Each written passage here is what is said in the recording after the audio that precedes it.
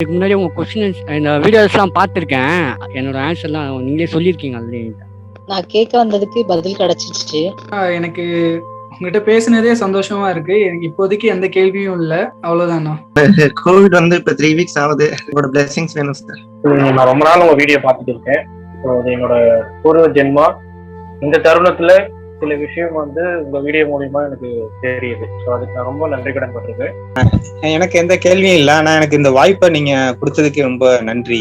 குருவே சரணம். நீங்க பல கேள்விகளோட வந்திருப்பீங்க. நான் கிளாஸ் எடுத்து முடிச்சோன்னே கேள்வியே எனக்கு இல்லைன்றீங்க. பாத்தீங்கன்னா அதுதான் எனக்கு கிடைச்ச உண்மையான வெற்றி. ரொம்ப நன்றி, சந்தோஷமா இருக்கு கேட்கறது.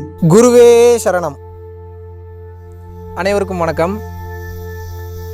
ஜென்ரலாகவே என்ன ஒரு மக்களுக்கு எப்படிப்பட்ட ஒரு திங்கிங்னா, மிகப்பெரிய பிரச்சனையெல்லாம் முடிக்கிறதுக்கு நம்ம மன அளவில் எழுதக்கூடிய அந்த குமுறல்கள்லாம் தீர்க்கிறதுக்கு மன அமைதி கிடைக்கிறதுக்கு மனிதர்கள் என்ன நினச்சிட்டு இருக்காங்கன்னா, ஏதோ மிகப்பெரிய சொல்யூஷன் போல், ஏதோ கற்றுக்காத மிகப்பெரிய விஷயத்த மிகப்பெரிய இடத்துல போய் கற்றுக்கணும்னு நினைக்க. அப்படிலாம் ஒன்றும் கிடையாது. ரொம்ப சிம்பிள். மனப்பிரச்சனை, மன வலி, மனவேதனை என்பது எதனால் வருகிறது? நல்லா திங்க் பண்ணி பாருங்கள். உங்கள் மனசுக்குள்ளே ஒரு கேள்வி ஒன்று எழும். அந்த கேள்விக்கு உங்களுக்கு எப்படி பதில் சொல்லி கரெக்டாக ஆஃப் பண்ணுறதுன்னு தெரியல. அதனால் அந்த கேள்வி எழுந்து கொண்டே இருக்கிறது. நல்லா கவனிக்கணும். இது மிகப்பெரிய ரகசியம்.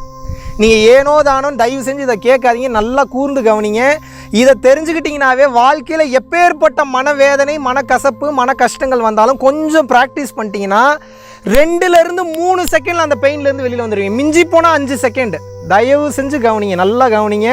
நான் ஓவர் த கேமரா எல்லாத்தையும் ஈஸியாக சொல்லித்தரேன்றதுக்காக இதை வந்து அண்டர் எஸ்டிமேட் பண்ணிடாதீங்க.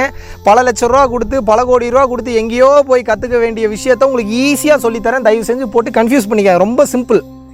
ஏன் மனவேதனை வருது, ஏன் மன கஷ்டம் வருது? ஒரு சின்ன ஒரு எக்ஸாம்பிளோட சொல்கிறேன், நல்லா கவனிங்க. இப்போ வந்து வீட்டிலேருந்து எனக்கு வந்து ஒரு ஃபோன் கால் ஒன்று வருது. ஒரு முக்கியமான விஷயம் உன்ட்ட நான் பேசியாகணும், டக்குன்னு கிளம்பி வா அப்படின்ட்டு கட் பண்ணிடுறாங்கன்னு வச்சுப்போம். உங்கள் மனசுக்குள்ளே ஒரு கேள்வி எழுந்துக்கிட்டே இருக்கும். என்ன மேட்டராக இருக்கும், என்ன விஷயமா இருக்கும்? ஃபோன் பண்ணி திருப்பியும் கேட்டால் கூட என்ன மேட்ரு சொல்லுங்கன்னா, இல்லை நீ வீட்டுக்கு வா, வீட்டுக்கு வந்தால் தான் சொல்லுவோம் அப்படின்னு அவங்க சொல்கிறாங்கன்னா, நமக்கு எவ்வளோ பதட்டம், எவ்வளோ படபடப்பாக இருக்கும், எவ்வளோ டென்ஷனாக இருக்கும். என்ன நடக்க போகுது, என்ன ஏதுன்னு தெரியாமல். இது காரணம் என்ன? அப்போது நல்லா இருந்துகிட்டு இருந்த உங்களை ஒரு ட்ரிப் ஒன்று வந்திருக்கீங்க. அந்த ட்ரிப்பில் படபடப்பையும் பயத்தையும் ஏற்படுத்தக்கூடியது என்ன? ஒரு சால்வ் ஆகாத ஒரு கேள்வி, இல்லை ஒரு சம்பவம், இல்லை ஒரு இன்சிடெண்ட். அது நடந்திருக்கும், இல்லை நடந்த மாதிரி இருக்கும், இல்லை நடக்க போகிறதா இருக்கும். அதை பற்றின ஒரு எண்ணம் உங்களோட மன நிம்மதியை குறைக்குது. கரெக்டாக? இப்போ இந்த மாதிரி படபடப்பு, டென்ஷன் வரும்போது ரொம்ப சிம்பிள். நீங்கள் என்ன பண்ணணும்னா, உங்கள் மனசு அந்த கேள்வியை மேலே எழுப்புது. எப்படி எழுப்புது? வீட்டில் ஏதாவது மிகப்பெரிய பிரச்சனையாக இருந்தால் என்ன பண்ணுவேன்? உடனே கிளம்பி வான்னு வேறு சொல்லியிருக்காங்க. நான் என்ன பண்ணுறது? கூப்பிட்டு கேட்டால் கூட அவங்க சரியான பதில் சொல்ல மாட்டாங்க. ஏதோ மிகப்பெரிய பிரச்சனை போலன்னு சொல்லி உங்கள் மைண்டு உங்களை போட்டு அமுத்தும், பயத்தை ஏற்படுத்தும், படபடப்பை ஏற்படுத்தும். இம்மிடியேட்டாக நீங்கள் என்ன பண்ணணும்னா விழிப்புணர்வு நிலைக்கு போயிடணும். விழிப்புணர்வு நிலைனா என்ன? மனசு இப்படி பேசும்போது சோகமாகாமல் மனசுக்கிட்ட மறுபடியும் பேச்சுவார்த்தை நடத்த தெரிஞ்சால் அதுக்கு பேர் தான் விழிப்புணர்வு நிலை. அப்படி இல்லைன்னா மனசை கவனிக்கவாது தெரியணும். அப்போ நீங்கள் என்ன பண்ணணும்? இந்த மாதிரி ஒரு எண்ணம் எழும்போது டக்குன்னு உங்கள் மனசுக்கிட்ட பேச்சுவார்த்தை நடத்தும். யாராக இருந்தாலும், நானாக இருந்தாலும், எப்பேற்பட்ட ஞானியாக இருந்தாலும் அடுத்த செகண்ட் படபடப்பு, பதட்டம் வரதான் செய்யும். ஆனால் நீங்கள் இம்மிடியேட்டாக அதை என்ன பண்ணிடணும் அப்படின்னா, வெரி சிம்பிள். நீங்கள் பண்ண வேண்டியது ஒன்றே ஒன்று தான். அந்த மன எண்ணம் எழும்போது டக்குன்னு ஒரு பேச்சுவார்த்தை நடத்தணும் அதுக்கிட்ட. எப்படி நடத்தணும்? வீட்டில் வந்து ஒரு பிரச்சனைன்னு சொல்லி கூப்பிட்ருக்காங்க.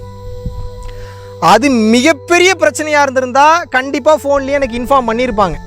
ஆனால் கிளம்பி வா அப்படின்னு அவங்க சொல்கிறாங்கன்னா அப்போ சமாளிக்கக்கூடிய ஒரு பிரச்சனையாக தான் இருக்குது.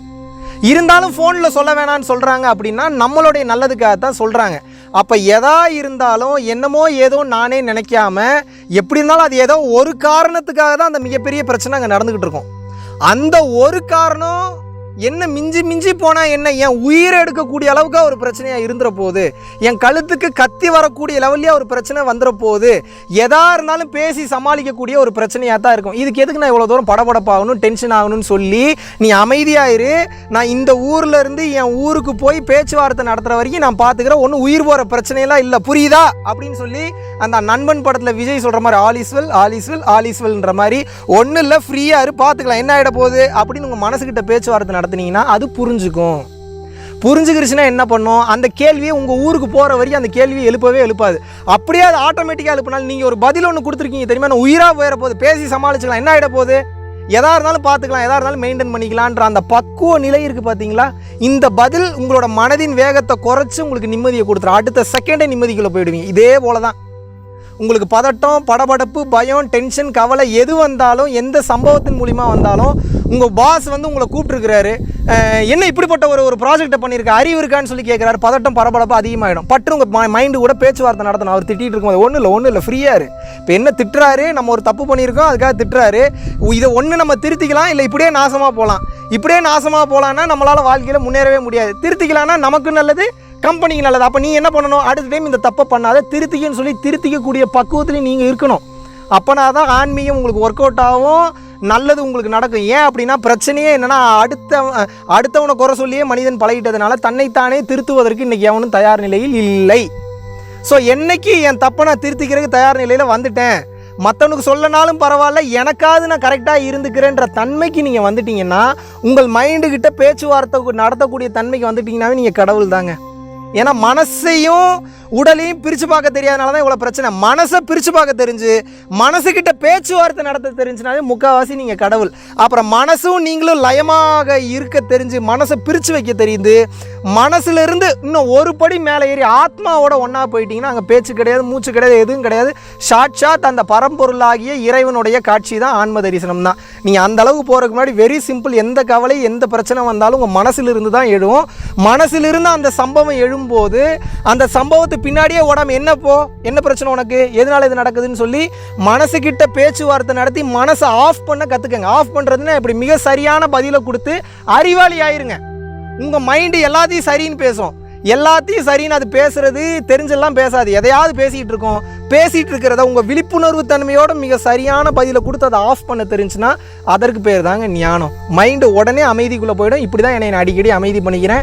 இது ஒரு மாபெரும் சீக்ரெட். என்னை நான் எப்பயுமே ஞான நிலையில் வச்சிருக்கக்கூடிய ஒரு மாபெரும் சீக்ரெட்டுன்றது இதுதான். ஞான நிலைன்ற வார்த்தையை கேட்டு ஏதோ பெருசாக பிரம்மாண்டமாக நினச்சிடாதீங்க. மனம் எழுப்பக்கூடிய சேட்டைகளுக்கு பின்தொடர்ந்து செல்லாமல் மனசை திருப்பி கேள்வி கேட்க தெரிஞ்சு மனசை உங்கள் கண்ட்ரோலில் வச்சுருக்க தெரிஞ்சால் நீங்கள் தான் ஞானி. அவ்வளோதாங்க விஷயம். வெறும் ஐடியா மட்டும்தான் என்னோடது, மக்கள் நல்லா இருக்கணும் அப்படின்றது. அந்த ஐடியாவுக்கு உண்டான மெட்டீரியலைஸ் பண்ணக்கூடிய விஷயங்கள், நன்கொடைகள் கொடுக்கக்கூடியது எல்லாமே நீங்கள் தான். நீங்கள் இல்லாமல் இது சாத்தியமே இல்லை. பல உயிர்கள் பசியார போது அந்த வேலைகள் தினமும் போயிட்டுருக்கு. வள்ளலார் சொல்வது போல ஜீவகாருண்ய ஒழுக்கம் என்பது உங்களது வாழ்வில் அனைத்து செல்வங்களையும் அனைத்து புண்ணியங்களையும் தேடி தரக்கூடிய மாபெரும் ஆற்றல் மிக்கது. சிவானந்தர் சொல்லியிருக்கிறாரு, வள்ளலார் சொல்லியிருக்கிறாரு, அகத்தியர் சொல்லியிருக்கிறாரு, போகர் சொல்லியிருக்கிறாரு. எல்லா சித்தர்களும் சொல்லக்கூடிய விஷயம் அதுதான். ஸோ புண்ணியத்தை சம்பாதிங்க, உங்களோட வாழ்க்கை சுபிட்சமாக மாறும். ₹1 இருந்தாலும் அது நிச்சயமாக அதற்குண்டான புண்ணிய பலன் உங்களை வந்தே தீரும், உங்களை வந்து நிச்சயமாக அடையும் என்பதை சொல்லிக்கொண்டு வீடியோக்கு கீழே டெஸ்கிரிப்ஷனில் எந்த அக்கௌண்ட்டுக்கு பணம் அனுப்பணும், நன்கொடை அளிக்கணும் அப்படின்றத மென்ஷன் பண்ணியிருக்கோம். வாழ்க வளமுடன். குருவே சரணம்.